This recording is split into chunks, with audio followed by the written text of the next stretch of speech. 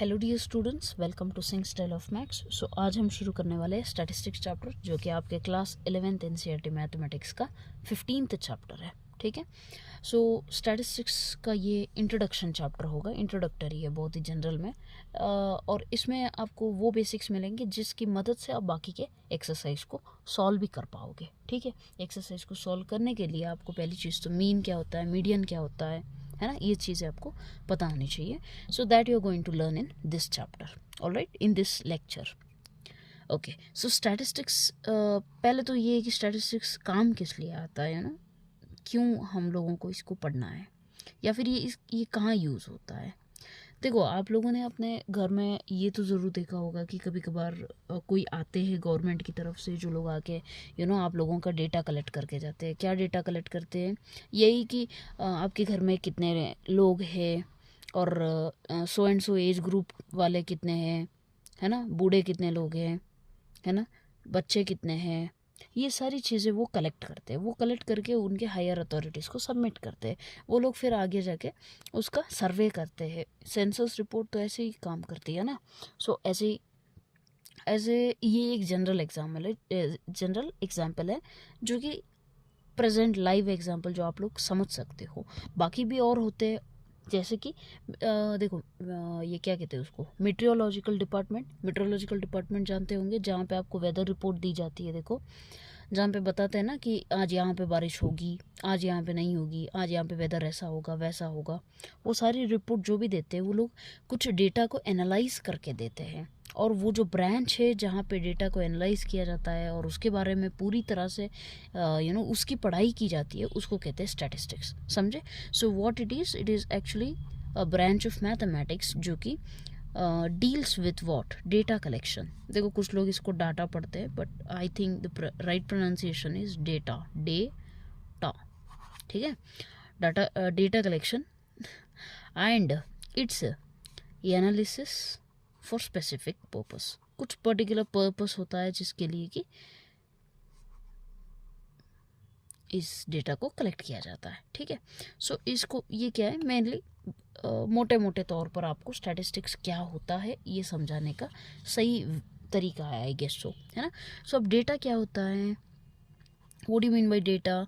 ये बहुत ही सिंपल सी चीज़ है। वो जो आपके न्यूमेरिकल फैक्ट को कलेक्ट कर रहे हैं ना, उन चीज़ों को ही डेटा बोलते हैं। सो उसको आप कैसे बोलोगे? A set of collected numerical facts is called a set of data. Alright? ठीक है। सो अब हम एक एग्जांपल लेते हैं। ठीक है। डेटा के टाइप्स को समझने के लिए आपको मैं एक एग्जांपल से समझाना चाहूँगी। सो क्या एग्जांपल ले सकते हो? देखो, अभी फॉर एग्जांपल मैं क्लास में एक 10 स्टूडेंट्स को खड़े करती हूँ। ठीक है। I will tell them to stand, और मैं उनसे पूछती हूँ कि आप लोग अपने अपने मार्क्स बताइए जो आपको टेस्ट में मिले हैं। ठीक है। सो पहले वो लोग बताएंगे, वो जो भी 10 स्टूडेंट है जिन्हें मैंने खड़ा किया है, तो वो क्या कहेंगे? मैम मेरे मार्क्स, एक कहेगा मैम मेरे मार्क्स 33 है, एक कहेगा 34 है, मैम मेरे 67 है, कोई और कहेगा 77 है, कोई और कहेगा फिर से कि मेरे 34 है, कोई कहेगा 80 है, कोई कहेगा 33 है, 67 है, 77 है, 77 है। ऑलराइट। सो ये क्या था? 10 लोगों के मार्क्स थे। इसी सेम चीज़ को, यही डेटा है ना, ये न्यूमेरिकल फैक्ट जो मैंने अभी कलेक्ट किए हैं एट प्रेजेंट क्लास में, है ना, 10 स्टूडेंट के मार्क्स। इसी डेटा को मैं एक और तरीके से लिख सकती हूँ। कैसे?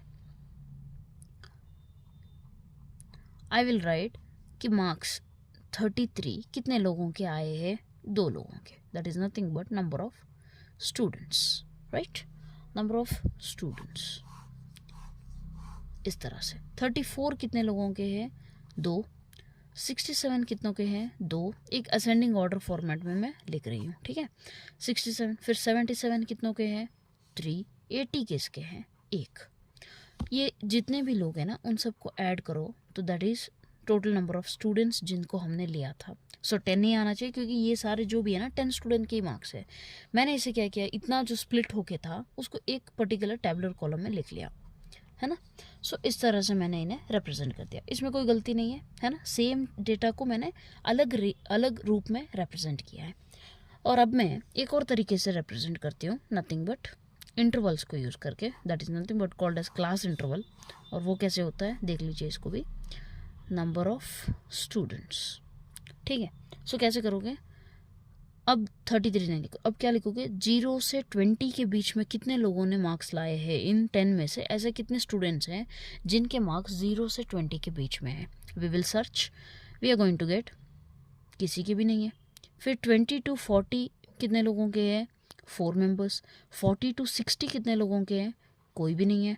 60 टू 80 कितने हैं, 6 मेंबर्स हैं, है ना। तो ये जो नंबर ऑफ स्टूडेंट्स है टोटल ऐड करोगे तो कितने होंगे, 10 मेंबर्स। सेम डेटा मैंने 3 अलग अलग रूप में दिखाया है ना। सो इसको आप ठीक से देखिए कि सेम डेटा को अलग अलग जो भी वे में बताया है, उन हर एक डेटा के लिए एक नाम है ना। सो अब समझो ठीक से कि जो डेटा होता है ना, एक just a minute, I take one more sheet. जो डेटा होता है उसके टाइप्स होते हैं, एक होता है अनग्रुप्ड डेटा, अनग्रुप्ड डेटा, ठीक है। एक होता है ग्रुप्ड डेटा, आई होप समझ गए, है ना। सो ग्रुप्ड डेटा में फिर से होता है 2 तरह के, और उसे कहते हैं डिस्क्रीट फ्रीक्वेंसी डिस्ट्रीब्यूशन,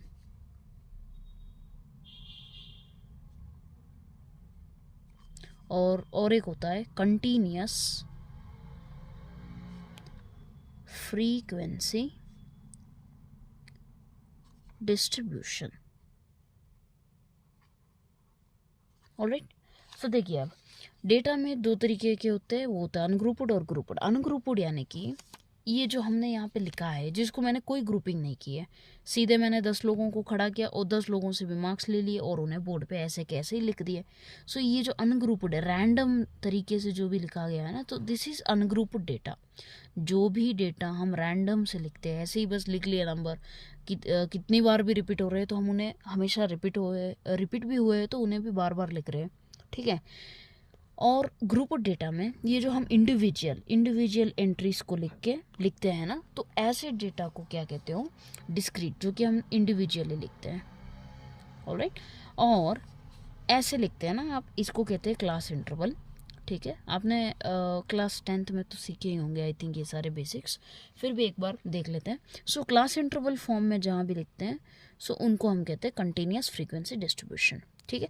कंटिन्यूअस का सीधा मतलब है कि यहाँ पे जो एंड हो रहा है वो वहीं से शुरू भी होना चाहिए, यहाँ पे दूसरा वाला। ऑलराइट, सो ये हो गया क्लास इंटरवल, और वो उसे कहते हैं कंटिन्यूअस फ्रीक्वेंसी डिस्ट्रीब्यूशन। ओके, सो अब देखिए डेटा में आपने टाइप्स तो सीख लिया। अब यहाँ पे फ्रीक्वेंसी क्या होता है, फ्रीक्वेंसी का मतलब सीधा आपने फिजिक्स में पढ़ा होगा। देखो यहाँ पे 1 सेकंड में कितने बार वेव की मूवमेंट हुई है ना, 1 सेकंड में कितने वाइब्रेशंस हुए हैं, तो उसको आप क्या कहते हो, फ्रीक्वेंसी। नंबर ऑफ वाइब्रेशंस पर सेकेंड, कुछ इस तरह से पढ़ते हो, है ना। तो नंबर ऑफ, तो यहाँ पे भी वही है, number of times a particular entry is repeated. यहाँ आप जो भी ऑब्जर्वेशन लिख रहे हो या एंट्री लिख रहे हो या जो भी वैल्यू है, ये कितनी बार रिपीट हुई है, उसको हम कहते हैं frequency. Okay, and frequency distribution का मतलब है कि सारे के सारे जो भी ये मार्क्स है ना, ये कितनी बार हुए हैं, इनको हमने डिस्ट्रीब्यूट कर दिया कि 33 2 बार हुआ है, 34 2 बार हुआ है, 67 2 बार हुआ है, 77 3 बार हुआ है, 80 1 बार हुआ है ना। तो इस तरह से हम डिस्ट्रीब्यूट कर रहे हैं, और ये जो टेबल और कॉलम में लिख रहे हो ना, तो उसको कहते हैं फ्रीक्वेंसी डिस्ट्रीब्यूशन टेबल, ठीक है। सो इतना आपको समझना है कि डेटा में अनग्रुप्ड होता है, ग्रुप्ड होता है। अनग्रुप्ड यानी जो हम रैंडम से लिखते हैं, ग्रुप्ड में जो डिस्क्रीट होता है उसका सीधा सा मतलब है कि हम इंडिविजुअली लिखते हैं, और अगर क्लास इंटरवल फॉर्म में लिख लिया तो उसे कहते हैं continuous frequency distribution. Class interval में एक चीज़ और याद रखो कि यहाँ पे जो पहला नंबर होता है, जो सबसे छोटा होता है ना, तो उसको कहते हैं lower limit of the class interval 60 to 80 of the class. Okay, so 80 ये जो बड़ा नंबर है, दिस इज अपर लिमिट। अगर आपसे पूछा जाए कि इस क्लास इंटरवल का लेंथ क्या है, तो लेंथ आप हमेशा बोलोगे upper limit minus lower limit, ठीक है। 80 माइनस 60 कितना है 20, सो 20 is the length of the class interval. सारे के सारे क्लास इंटरवल यहाँ पे इक्वली विड्थ के हैं और आपके एज ग्रुप के लिए इक्वल का ही देते हैं फिलहाल के लिए, है ना, अनइक्वल नहीं देते हैं। So this is the concept, ये इतना सा बेसिक है जो आपको पहले समझना है। ओके, आई होप समझ गए होंगे। अब आपको आपके आगे के एक्सरसाइज के लिए क्या क्या चाहिए कंटेंट, वो है मेन कंसेप्ट, एक है मीन और दूसरा है मीडियन। पहले तो मीन मीडियन क्या होता है समझ लो, मीन क्या होता है, मीडियन क्या होता है समझ लो, और उसके बाद में इन तीनों टाइप्स के लिए मीन मीडियन कैसे फाइंड करते हैं वो हम सीखेंगे, ठीक है। देखो, मीन का मतलब है, और वो भी अनग्रुप्ड डेटा के लिए, ओके, अनग्रुप्ड डेटा के लिए मीन का सीधा सा मतलब है कि आपको जितने भी ऑब्जर्वेशंस दिए हैं ना उनको ऐड कर लो, मतलब सम, ठीक है। मीन को डिनोट एक्स बार से करते हो, so sum of observations divided by number of observations, okay. So that is nothing but summation xi divided by n।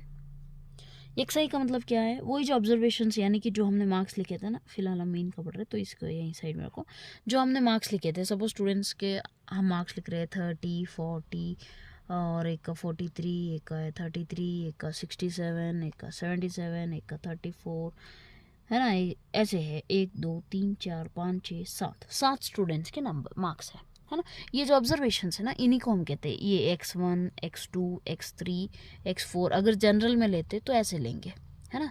सो ये सारे जो भी है जो हम जनरल में ले रहे हैं उन्हीं को, उनका सम जो है x1 plus x2 plus x3 plus x7 तक जो सम है वही यहाँ पे लिया गया है कि समेशन xi, आई कहाँ से कहाँ तक है, i इज इक्वल टू 1 से, इस एग्जाम्पल को ले लो तो 1 to 7, अगर हम n टर्म्स ले रहे तो n तक, और यहाँ पे 7 कितने एंट्री है, 1 2 3 4 5 6 7, तो n इज इक्वल टू क्या हो जाएगा 7, समझ गए। सो ये फॉर्मूला होता है किसके लिए, अनग्रुप्ड डेटा के लिए। अब एक एग्जांपल सॉल्व कर लो, सीधा एग्जांपल, बहुत ही सिंपल सा, फाइंड द मीन ऑफ, किसका फाइंड करोगे, 10 12 8 7 6 5, समझो इनका करना है, कितने हैं 1 2 3 4 5 6 एंट्री है, ठीक है। So x bar is equal to क्या लिखोगे, summation xi divided by n, है ना। सो कितने हैं 6 है, तो n इज इक्वल टू कितना हो गया 6। अब समेशन xi का मतलब क्या है, इन सब का सम, तो सबको ऐड कर लो, 10 plus 12 plus 8 plus 7 plus 6 plus 5, whole divided by n कितना है 6 एंट्री है, मतलब कितने ऑब्जर्वेशंस दिए 6 है, ठीक है। सो सबको ऐड करने पे आपको मिलेगा 48/6, और इसलिए इसका क्या 6 1 6 8, मीन क्या हो गया 8, समझ गए। सो मीन फाइंड करने का फॉर्मूला क्या है, ये वाला, ये आपको अच्छे से समझना होगा कि x bar is equal to summation xi divided by n, ये किसके लिए है, अनग्रुप्ड डेटा के लिए, ठीक है। एक चीज़ याद रखना, आपको क्वेश्चन में वो लोग सिर्फ डेटा पॉइंट्स देंगे, वो ये नहीं बताएंगे कि वो अनग्रुप्ड है या डिस्क्रीट है या कंटिन्यूस है। आपको खुद आइडेंटिफाई करना सीखना होगा कि किसको आप अनग्रुप्ड कहोगे, किसको आप डिस्क्रीट कहोगे, किसको आप कंटिन्यूस कहोगे, और उसके बेस पे आप डिसाइड करोगे कौन सा फॉर्मूला यूज़ करना है। आप अगर एक बार फाइंड कर लो कि ये अनग्रुप्ड है तो फिर आपको फॉर्मूला लगाना बहुत ईजी होगा, है ना, वरना फिर मुश्किल हो जाएगा, वरना फिर यू विल बी लाइक पता है फॉर्मूला तो याद है लेकिन ये इसी का है करके कंफर्म नहीं है, तो ऐसे नहीं, अगर ऐसा सिचुएशन नहीं आना है ना तो फिर आपने ये आइडेंटिफाई करना पहले सीखना होगा, ओके राइट। ओके, फिर आता है आपका मीन फाइंड करना है, किसके लिए, फॉर डिस्क्रीट या फिर दोनों के लिए भी ग्रुप्ड डेटा जो है दोनों के लिए भी सेम ही फॉर्मूला है। सो ग्रुप्ड डेटा हम कैसे लिखते हैं बताओ, हम जो मार्क्स है उनको ऐसे ही तो लिखते हैं, 33 2 बार, 34 2 टाइम, 67 ज़्यादा बार लिख लेते हैं, 67 कुछ 4 टाइम लिख लो, है ना, और 77 2, सो टोटल कितना हुआ 10, मतलब 10 स्टूडेंट के मार्क्स मैंने लिखे हैं, है ना। सो अब मुझे इसका मीन चाहिए, इसका मीन कैसे आपको मिलेगा, क्या आप सिर्फ और सिर्फ इसको ऐड करोगे क्या? 33 प्लस 34 प्लस 67 प्लस 77? बिल्कुल नहीं, तो गलत हो जाएगा, क्योंकि ये तो सिर्फ 4 बार आया है, सिर्फ 4 मार्क्स आए हैं। हमको कितने चाहिए? 10 यानी कि 33 2 बार है, ये भी ऐड करना पड़ेगा ना। सो इसको आप क्या इतना कॉम्प्लिकेट करते बैठोगे क्या? इतने सारे ऐड करोगे? हाँ 33 देखोगे 2 टाइम में तो आप ऐड करोगे 33 प्लस 33। ऐसे नहीं लिखा जाता है। तो कैसे लिखा जाता है? Question arises, right. सो कैसे लिखोगे आप? बहुत ही सिंपल है, देखो I will just show you. यहाँ पे सपोज हमने लिख लिया 33 और वो है 2 टाइम्स। ये जो मार्क्स है इसका नाम देते हैं xi। यहाँ जो पहला है वो x1 है, फिर दूसरा जो है x2 है, फिर तीसरा जो है वो क्या होगा? x3 होगा, x4 होगा, x5 होगा, ऐसे हो जाएगा, ठीक है। 2 to 4 to इसको क्या कहोगे? फ्रीक्वेंसी, है ना। इसको क्या कहोगे? फ्रीक्वेंसी। अब आपको क्या करना है, देखो 33 को 2 टाइम्स ऐड करना है, मीन यानी कि, है ना। सो 33 इंटू 2 लिखोगे, प्लस 34 कितने टाइम है? वो भी 2 बार है तो 2 बार, प्लस 67 कितने टाइम है? 4, तो ऐसे लिखोगे, प्लस 77 कितने टाइम है? 2। सो ये एक्चुअली क्या है? देखो ये क्या है बताओ? x1 इंटू f1 है। x1 पहला एंट्री, f1 पहली फ्रीक्वेंसी, और ये वाला क्या है? x2 इंटू f2 है, दूसरी फ्रीक्वेंसी, और सॉरी दूसरा ऑब्जर्वेशन और दूसरी फ्रीक्वेंसी, तीसरा ऑब्जर्वेशन तीसरी फ्रीक्वेंसी, चौथा ऑब्जर्वेशन चौथा। इतना कॉम्प्लिकेट करने से बेटर है कि हम यहाँ पे एक कॉलम बना ले जिसमें हम एफ आई एक्स आई या फिर एक्स आई एफ आई। इसका मतलब क्या है कि एफ आई कॉलम के नंबर को उसके करस्पॉन्डिंग एक्स आई नंबर से मल्टीप्लाई करके हम लिख लेते हैं यहाँ पे, है ना। 32 33 इंटू 2 क्या होगा? 30 इंटू 2 63, 2 66 हो जाएगा। समझ गए? इस तरह से आप इसको भी मल्टीप्लाई करोगे, फिर इसको भी लिखोगे, फिर इसको भी लिखोगे, फिर इसको भी लिखोगे। तो ये जो आपको इतना करना था ये आप यहीं पे कर लो ना, यहाँ करके यहाँ ऐड कर लो, तो ये आपको क्या मिलेगा? यही तो चीज़ मिलेगी। So x bar is equal to nothing but summation of f i x i divided by, previous में हमने क्या किया था? कितने एंट्री से यहाँ पे कितने हैं? 10 लोग होंगे ना। सो यहाँ जो n होगा ना, इसका जो भी वैल्यू होगा वो वाला यहाँ पे लिखा जाएगा। So this is your formula for what? For group of data. फिर चाहे वो डिस्क्रीट हो या फिर कंटिन्यूस हो, कोई दिक्कत नहीं है। समझ गए? एन क्या है? Sum of the frequencies. F i x i आप कॉलम एक्स्ट्रा क्रिएट करोगे।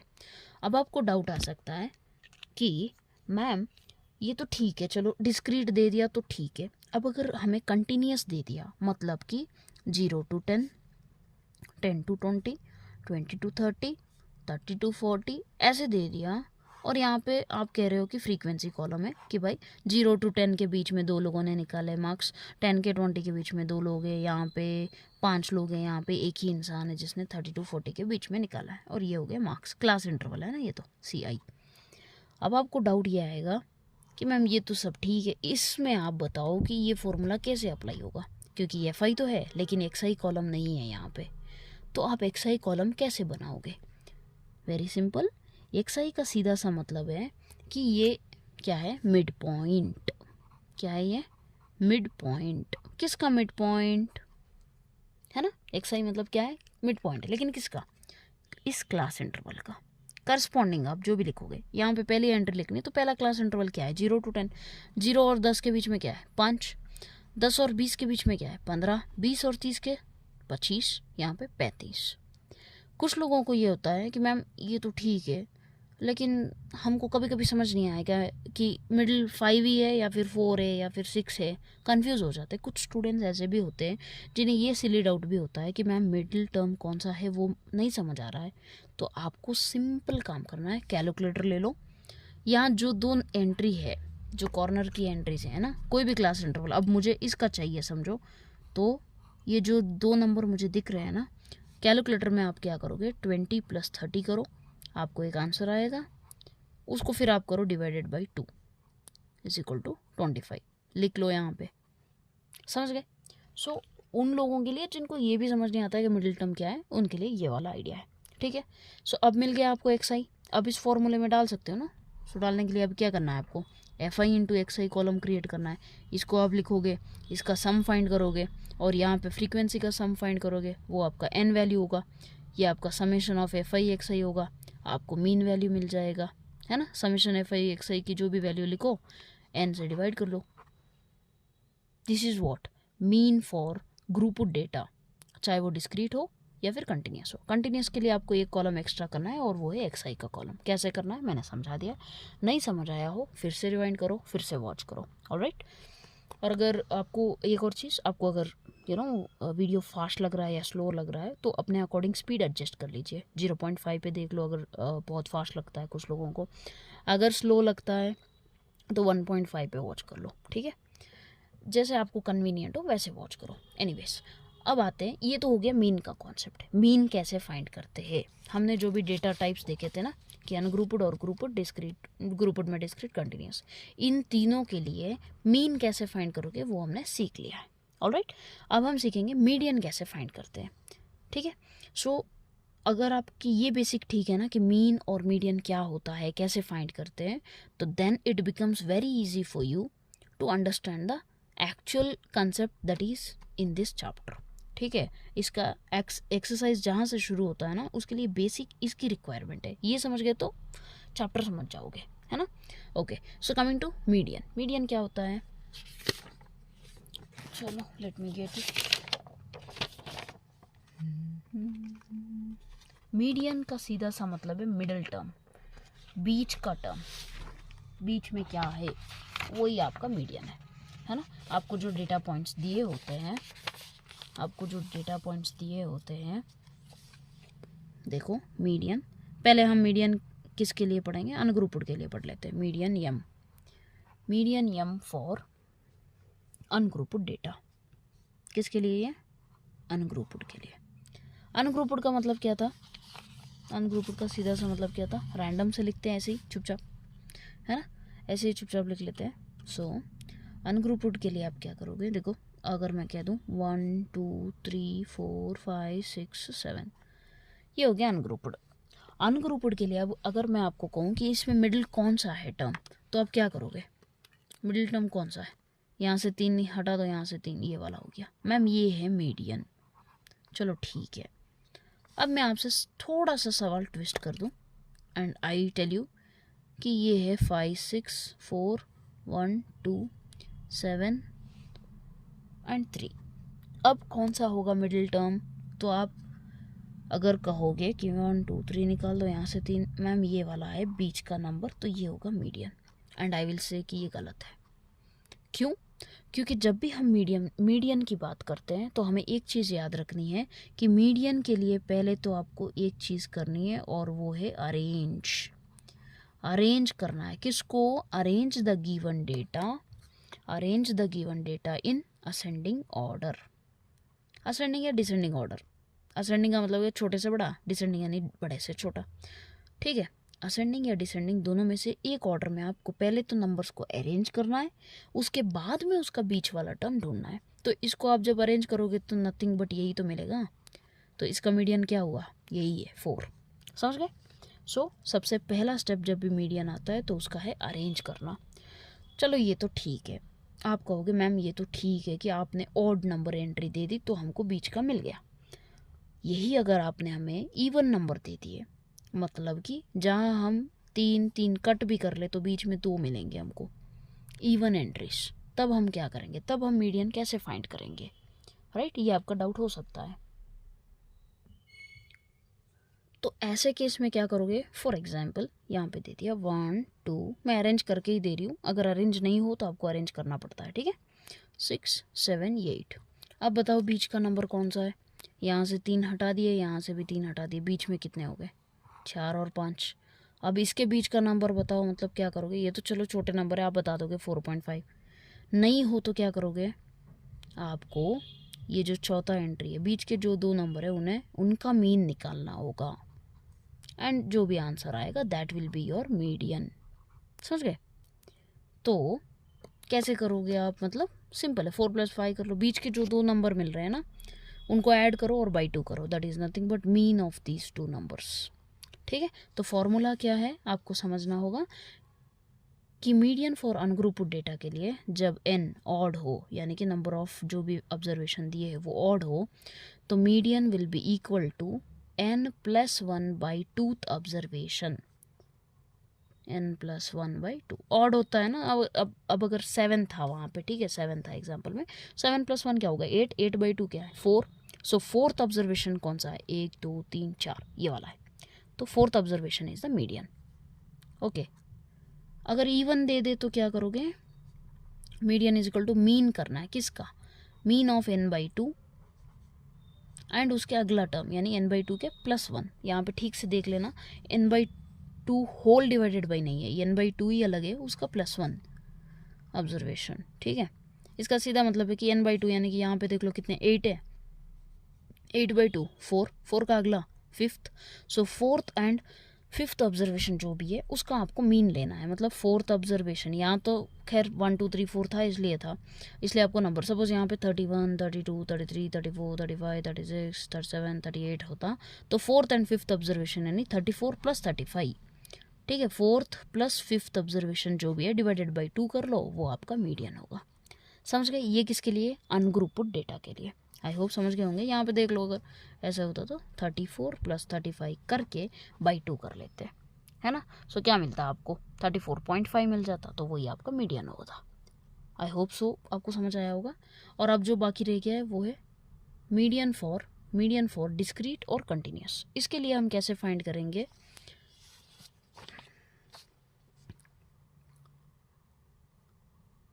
Median for discrete frequency distribution. इसके लिए आप कैसे फाइंड करोगे,